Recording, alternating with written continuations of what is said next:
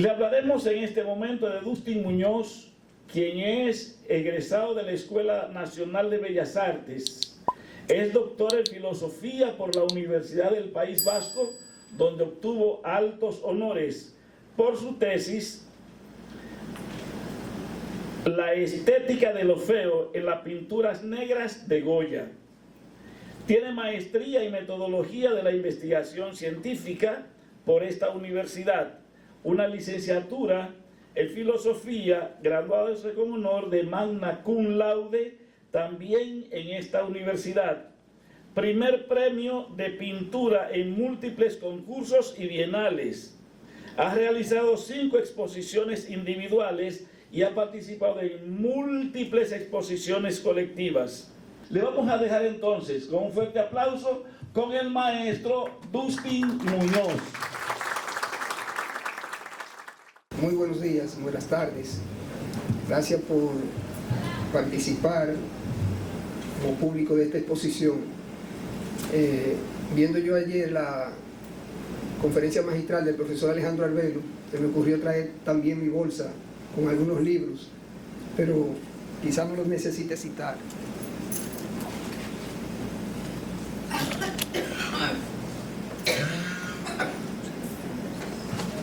Primero voy a aprovechar la oportunidad que me han dado las autoridades que organizan el Congreso de Filosofía para anunciarle que en este momento tengo una exposición individual en la Universidad AP, en la Casona de AP. Esta exposición va a estar hasta el 15 de diciembre, así que si pasan cerca de la Universidad AP, en la Casona, tengo esa exposición. Antes de entrar en materia, vamos a ver 3 conceptos que aparecen en el título. El concepto antinomia. Lo que le voy a mencionar es del diccionario filosófico, de filosofía de Leonardo y Hugo Martínez. Dice antinomia, vocablo que es sinónimo de paradoja. Cuando una proposición resulta a la vez verdadera y falsa, se dice que hay una antinomia. También cuando 2 consecuencias de la misma premisa son contradictorias. El concepto estética.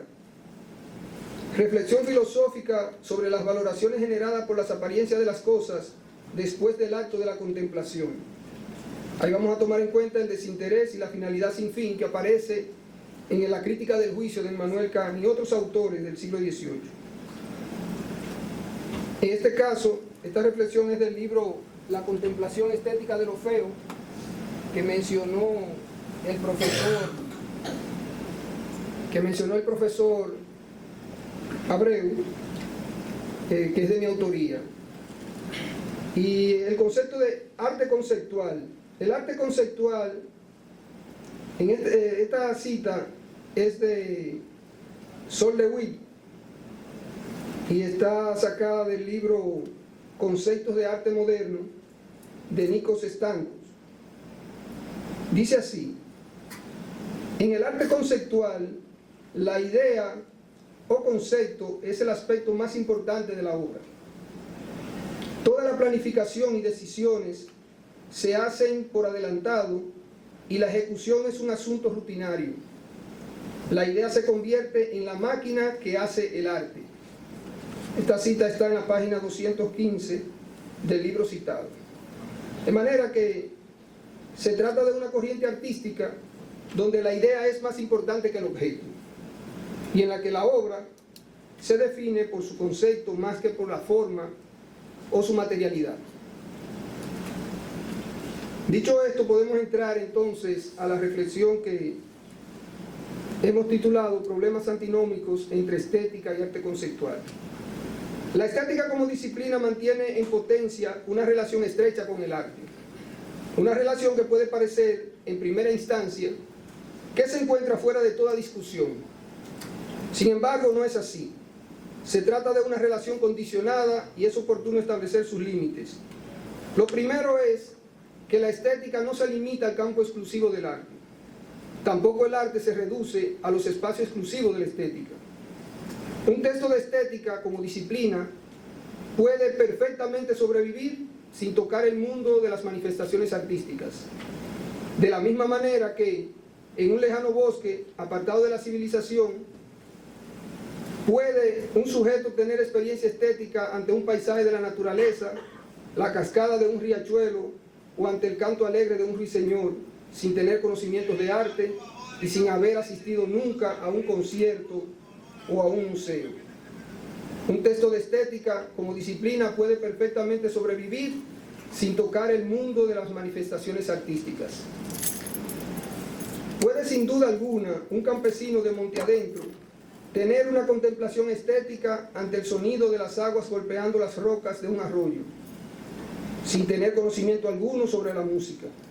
Y puede igualmente ese lugareño tener una experiencia estética ante un brillante pasto de variados verdes que se funde con una montaña de matices grises, azules y violetas, sin tener conocimiento sobre teoría y práctica del color y sin haber entrado en contacto nunca con las obras de los grandes impresionistas. Entonces, ¿en qué momento se establece la relación de la estética con el arte? Dicha relación se establece en el momento en que el sujeto entra en contacto con la obra de forma desinteresada. En ese instante en el que al mirar la pieza se produce la contemplación, donde el sujeto abandona la condición de observador y se convierte en espectador. A partir del siglo XVIII se dieron pasos importantes para diferenciar la actitud estética de contemplar el mundo de otras actitudes que tienen fines prácticos, en las que se perciben los objetos sin ningún sentido estético. Kant habla de que lo bello es lo que sin concepto, y vamos a prestarle atención siempre en esa cita de Kant, que él se refiere, cuando se habla de lo bello, menciona lo de sin concepto, y también utiliza el término de representación. Vuelvo a la cita, dice: lo bello es lo que sin concepto es representado como objeto de una satisfacción universal. Esto está en la Crítica del Juicio, en la página 141. Y aunque el artista persigue algún fin mientras produce la obra, la experiencia estética es desinteresada. Schopenhauer en el 1819, en El mundo como voluntad y representación, sostiene que la experiencia estética es, cito, cuando en la contemplación de las cosas no se examina ya dónde, cuándo, cómo y por qué existen, sino solo lo que son. Es decir, olvida su individualidad, su voluntad, y no es más que puro sujeto, límpido espejo del objeto, de tal manera que parece que el objeto está solo, sin el ser que lo percibe, y que no se puede separar la cosa percibida del sujeto de la percepción. Termina la cita. De manera que el hecho de establecer contacto con una obra no produce siempre necesariamente una contemplación estética. Un sujeto perfectamente puede establecer con la obra una relación de interés científico, artístico, teleológico, ontológico, noceológico, pudiendo estar totalmente ausente de la experiencia estética, o viceversa, tener una contemplación estética y estar ausente de todo lo demás. Tampoco quiere decir que por el hecho de que en un momento determinado no se produzca una experiencia estética ante una obra, quede descartada para siempre la posibilidad de que en otro momento o bajo ciertas condiciones se produzca una contemplación estética ante esa misma pieza. Es como cuando se observa un paisaje a través de una ventana de cristal, totalmente transparente. Por ejemplo, a través del mismo se puede percibir claramente a la distancia los múltiples tonos y matices de siena, verdes, la verticalidad de las palmas delante de un follaje tupido de pinos, javillas y eucaliptos, un cielo azul cargado de nubes grises y blancas, y todo aquel ambiente armónico contrastado con el colorido intenso de rojos y naranjas en las flores de un flamboyán que extiende su sombra de tierra tostada sobre un pequeño camino. El sujeto puede observar y estudiar hasta cierto nivel todo lo que está detrás del cristal, pero puede también, a través del cristal, tener una experiencia estética ante el paisaje sin advertir que el cristal está ahí y que siempre estuvo ahí. Y así es la relación del arte con la estética, porque a veces se observa o se contempla el paisaje a través del cristal y no se ve el cristal, que vendría siendo la obra misma. De manera que el sujeto puede ir directamente al contenido anecdótico de la obra y no a la obra como arte, o sea, como objeto con contenido artístico, o ir directamente como observador al contenido anecdótico o al contenido artístico de la obra sin experimentar la contemplación estética. En relación a este tema resulta oportuna la siguiente reflexión que hace Ortega y Gasset en la deshumanización del arte. Cito: pues bien, la mayoría de la gente es incapaz de acomodar su atención al vidrio y transparencia que es la obra de arte. En vez de esto, pasa a través de ella sin fijarse y va a revolcarse apasionadamente en la realidad humana que en la obra está aludida.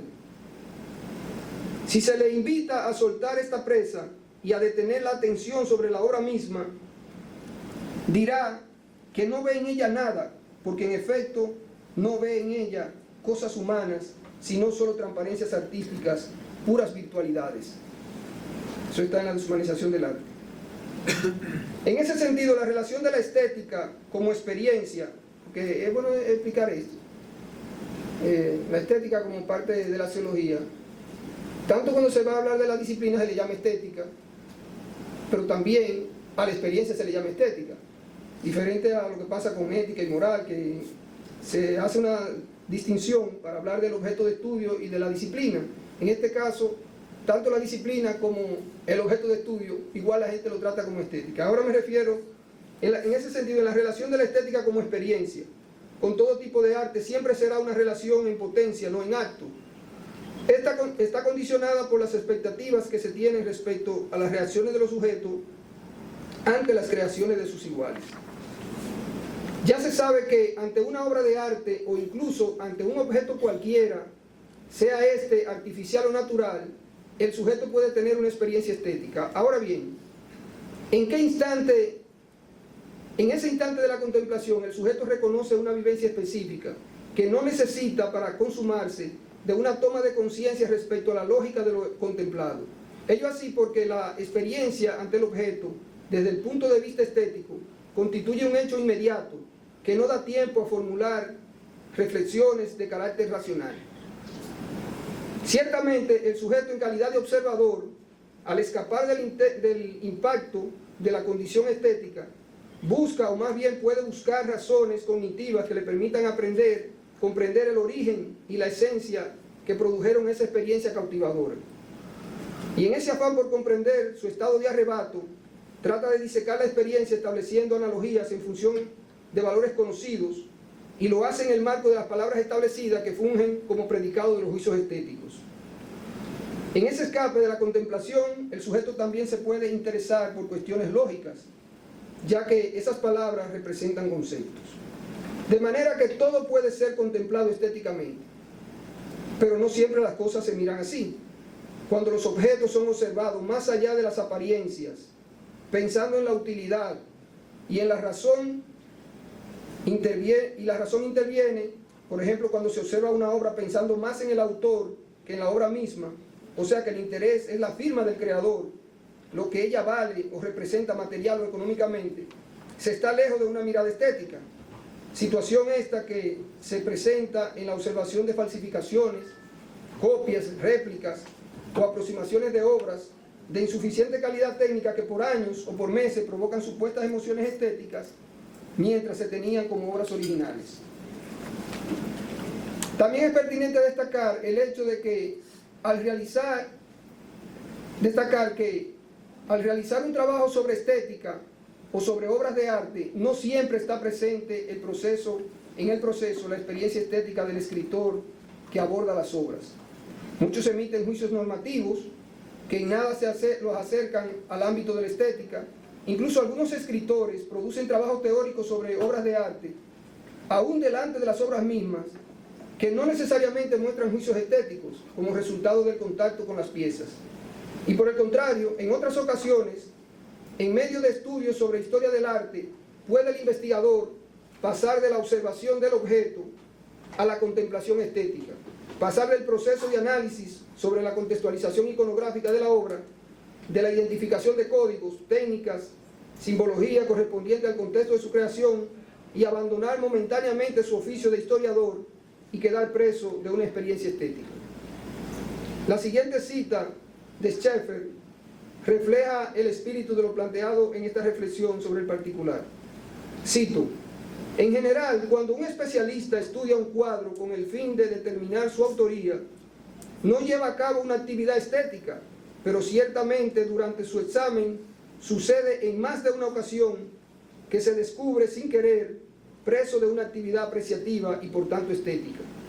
Incluso el colegial, al que se le hace ingurgitar a los grandes clásicos literarios, logra a veces olvidarse del contexto escolar para sentir placer o disgusto por los textos en sí mismos. Si se observan las figuras y los colores de determinadas piezas de la historia del arte, se puede determinar que atrapan al espectador mediante los recursos técnicos de la plástica, independientemente de que el tema al que aluden y de que lo representado sea bello o feo. ¿Puede un espectador de una cultura específica tener una experiencia estética sublime ante una pintura? Sin embargo, puede ante esa misma pieza otro espectador tener una experiencia que le permite calificarla como pintoresca, y un tercer espectador tener una experiencia de fealdad, y así sucesivamente. Pero puede que la experiencia en sí de uno de los espectadores sea sublime y la del otro sea pintoresca, y ambos coincidir en un mismo juicio al expresar sus valoraciones, porque las representaciones de la experiencia que permite emitir el juicio estético tiene un valor inmediato, vinculado únicamente al sujeto de la experiencia. En ese orden, el predicado del juicio estético sobre las obras, ya sea que postule que son pintorescas, ya sea que son sublimes o que son feas, tendrá un valor individual y subjetivo. Por eso se trata de un juicio sin concepto en el sentido kantiano, un juicio donde el predicado agrega una información que no forma parte del objeto y que solo tiene valor en relación con el espectador que emite el juicio. Es una combinación de juicio epistemológicamente subjetivo sobre un hecho que es ontológicamente subjetivo, porque la cualidad anunciada depende únicamente de la existencia de una relación de hecho que involucra al espectador y obedece a un estado mental que solo es accesible para quien enuncia el juicio.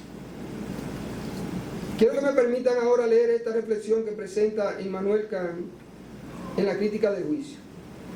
Cito: pero ya he dicho que un juicio estético es único en su clase y no da absolutamente conocimiento alguno, ni siquiera confuso.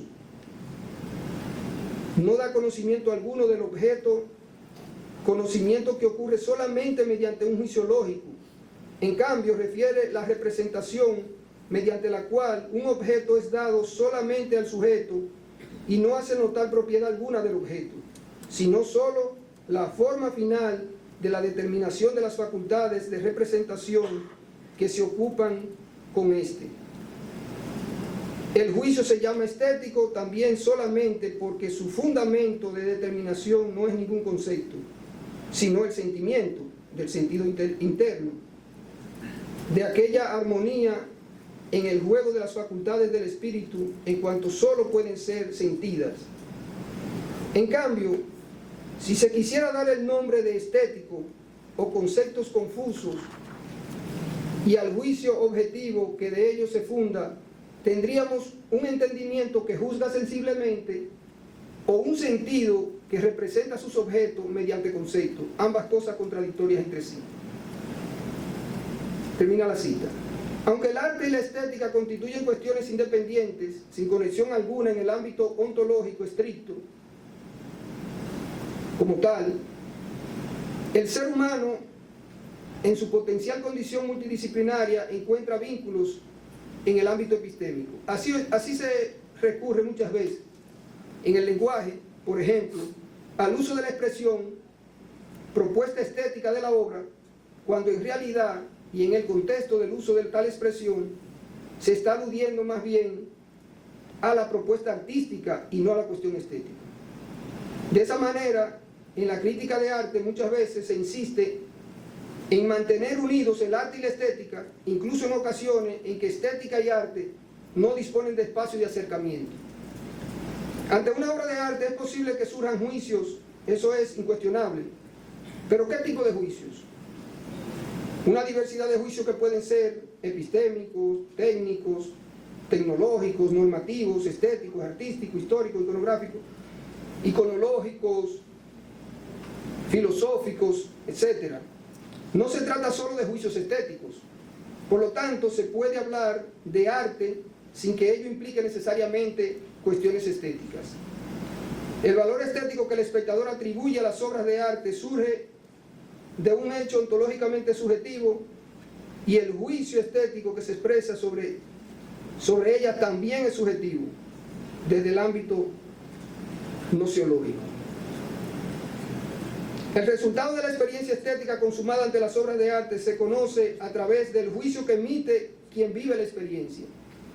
De manera que con dicho enunciado se da a conocer una característica que el sujeto, y solamente él en su imaginación, encuentra en el objeto. Y de forma inseparable, le suma a ella también su preferencia, su apreciación del objeto. O sea, lo expresado en el juicio estético deriva de sensaciones subjetivas, de cuestiones propias del sentimiento del sujeto que establece vínculo con las apariencias de las cosas, las cuales se quedan a nivel de representaciones. Al tratar de transmitir estas representaciones mediante juicios, se recurre al uso de palabras registradas como concepto de las cosas. No obstante, en los hechos y en las circunstancias de cada individuo, en sus contextos culturales, esos contenidos tienden a desdibujarse, porque esas representaciones están cargadas de la individualidad psíquica del sujeto que emite el juicio. Así, si el juicio estético es desaprobado por algún miembro de la comunidad de espectadores, no significa en modo alguno que lo está refutando, pues el juicio estético en tal sentido es irrefutable. Pero no todos los tipos de juicio sobre las obras de arte son irrefutables. El juicio estético refleja el resultado de una relación sujeto-objeto en la que surge una valoración en el instante de la contemplación misma. En conformidad con lo antes dicho, se puede postular que el valor estético es una representación de la imagen, no un concepto. De manera que si se le aplica al arte conceptual la idea kantiana de la finalidad sin fin en la estética, el desinterés, el juicio estético y el juicio estético como juicio, o sea, el desinterés en el juicio estético y el juicio estético como juicio sin concepto, queda claro que el papel del artista conceptual, que el artista conceptual otorga a la estética en sus creaciones, al dar primacía al concepto, se torna entonces cuestionable. Permítanme presentar otra cita de Immanuel Kant sobre la finalidad, cito: la finalidad objetiva no puede ser conocida más que mediante la relación de lo diverso en un fin determinado, o sea, solo mediante un concepto. Por esto solo es ya claro que lo bello, cuyo juicio es fundado en una finalidad meramente formal, es decir, es una finalidad sin fin, es completamente independiente de la representación del bien, pues este último presupone una finalidad objetiva, es decir, la relación del objeto con un fin determinado. Y él agrega: ahora bien, el juicio de gusto es un juicio estético, es decir, de tal índole que descansa en bases subjetivas y cuyo fundamento de determinación no puede ser concepto alguno, por tanto, tampoco el de un fin determinado. Termina ahí la cita. Y es ahí donde radica el problema antinómico entre la estética y el arte conceptual, que el arte conceptual, como su nombre lo expresa, se ha inclinado hacia el concepto y no hacia la representación. Otorga entonces, por lo menos en intención, primacía a la razón y no al sentimiento. Se aleja del conocimiento inferior que representa la estética como la concibió Baumgarten y procura erigirse como una creación fundamentalmente conceptual. Sin embargo, siendo así, el arte conceptual reduce la distancia que separa al artista y al crítico de arte. En nuestros días, el artista conceptual es perfectamente, si se ha formado como tal, un crítico de arte. De la misma manera que un crítico de arte, si lo desea, puede abandonar su vieja profesión y convertirse en un artista contemporáneo exitoso haciendo obras conceptuales. Esta paradoja la encontramos en Hegel cuando dice: el artista debe buscar la materia de sus creaciones en los inagotables tesoros de la naturaleza viviente y no en generalidades abstractas, el arte no es filosofía, no es el pensamiento puro, sino la forma exterior de lo real, lo que suministra los elementos de la producción. Este es el medio donde debe vivir el artista. Esto es en De lo bello y sus formas. Para Hegel, la estética, que es filosofía del arte, es la manifestación sensible de la idea. Él termina ese libro que he mencionado, De lo bello y sus formas, diciendo lo siguiente. Dice Hegel ya en su último párrafo de ese libro, dice: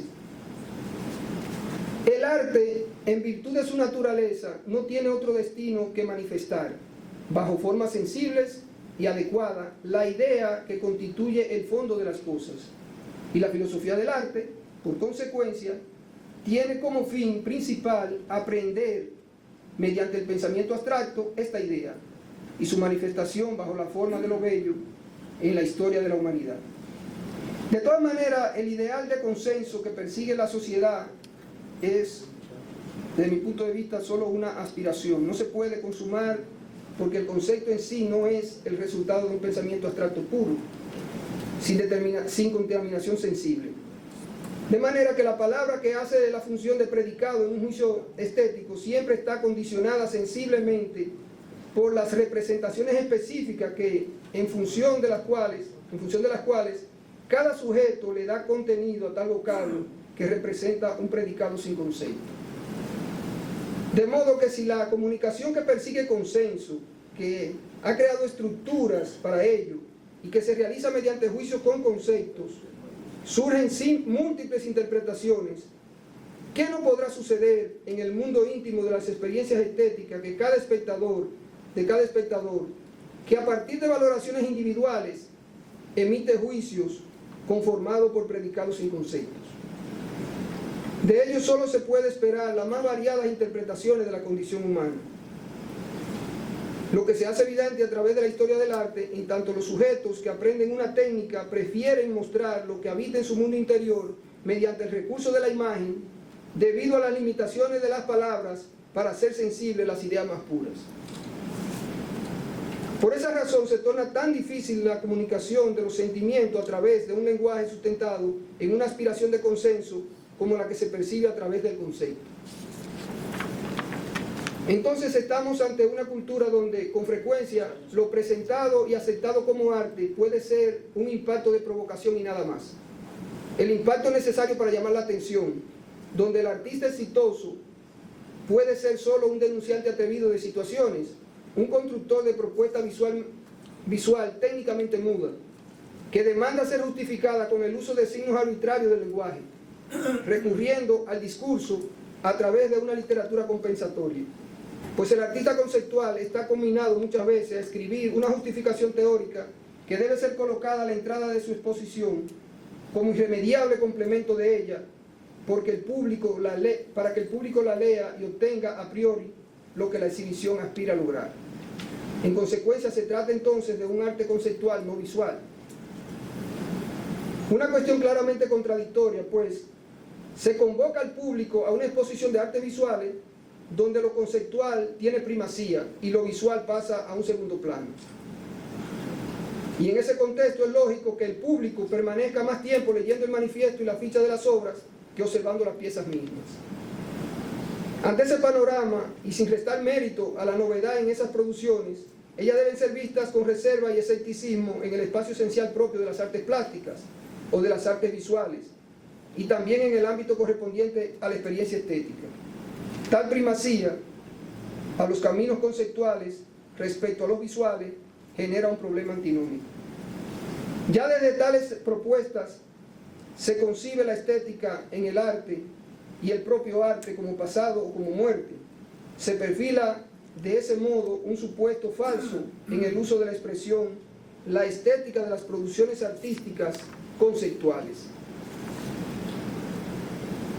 Puesto que en ese contexto se recurre a menudo al uso del concepto propuesta estética para referirse a cuestiones exclusivamente artísticas, mientras las argumentaciones lo que hacen es justificar una propuesta de carácter conceptual distante de lo artístico y de lo estético. En tal arte conceptual, el artista puede ser solo un expositor atrevido, capaz de llamar la atención tomando como excusa la contemporaneidad, para presentar cualquier cosa en espacios expositivos. Creador de una obra gráficamente pobre en el ámbito artístico visual, que necesita ser ponderada de forma totalmente arbitraria a través de un discurso perteneciente a una supuesta realidad conceptual. Con lo que propone creaciones visuales, eso entre comillas, esas creaciones visuales, que demandan un argumento verbal porque las formas visuales no son capaces de justificar por sí mismas, donde las obras por sí solas no dicen nada. En muchas ocasiones se trata de un artista supuestamente visual, con debilidades técnicas del lenguaje visual, convocado de forma irremediable a escribir una fundamentación teórica para que el público la lea y pueda percibir a priori lo que la obra no tiene en el ámbito concreto del mundo sensible, para atrapar estéticamente a los visitantes. Así, cada vez más se hace imprescindible el papel del curador y los dispositivos de audio en los museos de arte contemporáneo. Se observa cada vez más que el visitante se acerca a la ficha, introduce la numeración de la obra y se retira dándole la espalda a la pieza, escuchando por el dispositivo electrónico la justificación teórica de una obra que no fue capaz de atraparlo visualmente.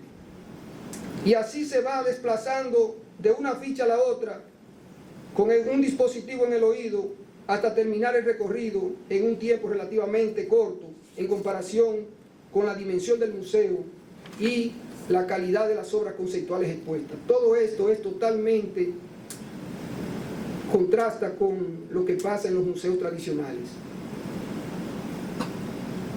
En los museos tradicionales, los dispositivos electrónicos pasan para escuchar historias sobre las obras son opcionales. Sin embargo, en muchos museos de arte contemporáneo, tales dispositivos están incluidos en el pago del ticket de entrada. O sea, sin ese dispositivo, posiblemente usted no va a hacer nada ahí. Y es lógico que sea así, pues lo expuesto allí se trata de cuestiones conceptuales, no visuales. Sin ese dispositivo, la visita al museo puramente conceptual tiene poco sentido. Contrasta también el papel determinante que juegan los intermediarios entre el artista y el público. La obra teórica es, por mucho, muy superior a la pieza concreta que se exhibe en el museo y que supuestamente resulta ser el motivo de tal inspiración. Yo recuerdo que cuando fui a defender la tesis doctoral, como quedan cerca, el Museo Tradicional de Bellas Artes de Bilbao y el de Guggenheim. Ahí vi aquello. O sea, el Guggenheim, al pagar el ticket, tiene que pagar, el dispositivo va incluido, en el otro no, es opcional. Y entonces, pues muchas obras ahí, tú pudieras pensar que no es una obra de arte, que fue un estante que lo sacaron mientras tanto ahí, y es si da con la ficha que tú sabes que es una obra de arte. Si no, tú piensas, bueno, sacaron los estantes, están limpiando la biblioteca pero no, era el estante, era la obra de arte el estante. El mismo estante que pudo haber estado fuera, en el frente del museo, y la gente pasarle indiferente. Se puede verificar cómo tales piezas contemporáneas, el visitante dedica más tiempo leyendo el manifiesto y la ficha de las obras, tratando de acercarse a la supuesta realidad conceptual que le confiere una razón de ser, que observando la realidad objetual que tiene delante. Esto demuestra que la gran ausente en las creaciones que siguen ciertas modas de la contemporaneidad es la realidad estética, como experiencia. A veces abordada como si se tratara de un concepto, y como ya se ha dicho, el juicio estético surge del vínculo entre el sentimiento del sujeto y la apariencia del objeto. Por tanto, el predicado de dicho juicio responde a una representación y no a un concepto. Muchas gracias.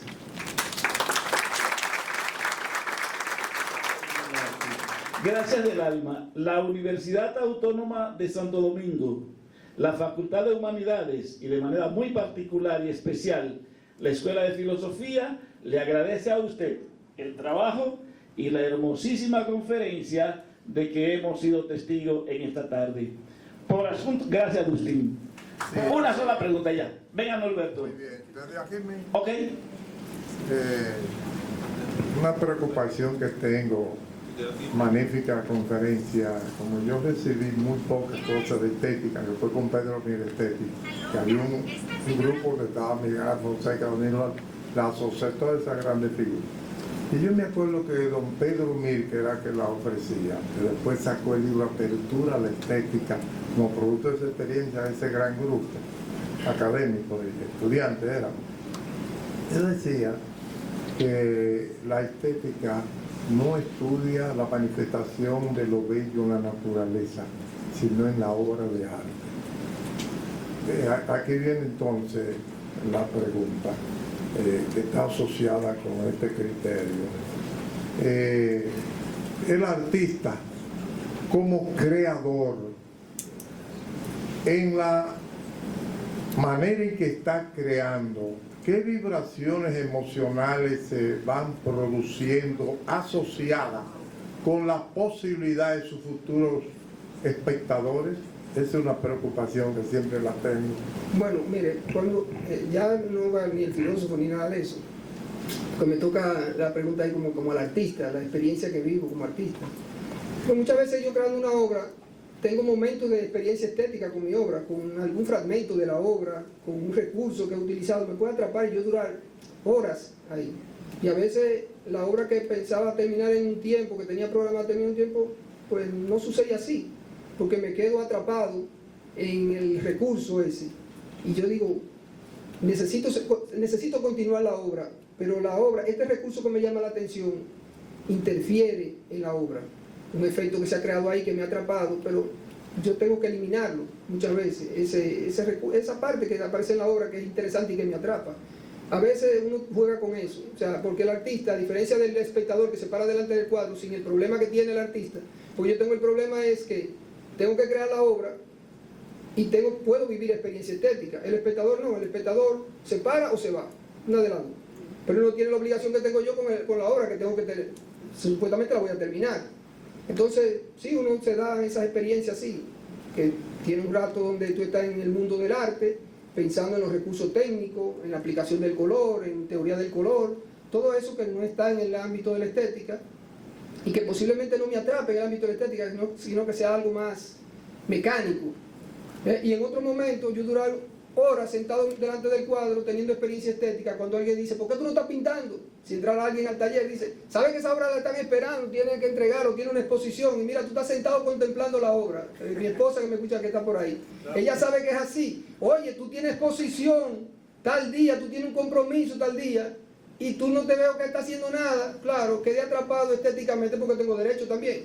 O sea, yo me quedo atrapado en la obra, no está terminada, pero la parte que llevo me puede atrapar estéticamente. O atraparme otra obra en el taller, estéticamente. O la de otro artista. Salgo a dar una vuelta por ahí, me atrapa estéticamente la obra de otro artista y dejo de hacer. Entonces se vive todo eso. Cuando uno tiene conciencia de una cosa y la otra y quiere no solamente ser artista, sino también ser espectador de tu propia obra. Sí, sí, eso se da esa situación. Gracias.